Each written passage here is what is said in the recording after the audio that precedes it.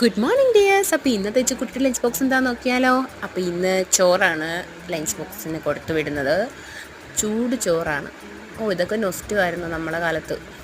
ഉമ്മി ചോറൊക്കെ വയ്ക്കുമ്പോൾ നോക്കി നിന്നിട്ടുണ്ട്. അപ്പോൾ അതെ ചോറിട്ട് കൊടുത്തു. വെണ്ടയ്ക്ക മെഴുക്ക് വരട്ടിയതുകൊണ്ട് പിന്നെ വട്ട വരിയാൻ സമയമില്ലായിരുന്നു, അതുകൊണ്ട് നീളത്തിലായിരുന്നു മെഴുക്ക് വരട്ടി. ഇത് സോയാബീൻ 65 ആയിരുന്നു കേട്ടോ.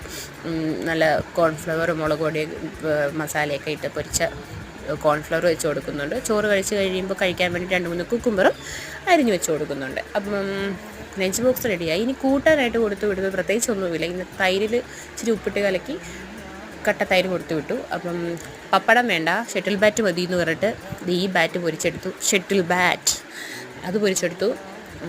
അത് എടുത്ത് വെച്ച് കൊടുക്കുന്നുണ്ട്. അത് കഴിയുമ്പോഴത്തേക്കും 2 ക്രീം ബണ്ണ്, ചെറിയ സൈസായിട്ടോ, കാണുമ്പോൾ വലിയ സൈസായിട്ട് തോന്നും, ചെറിയ സൈസിലുള്ള 2 ക്രീം ബണ്ണ് വെച്ച് കൊടുക്കുന്നുണ്ട്.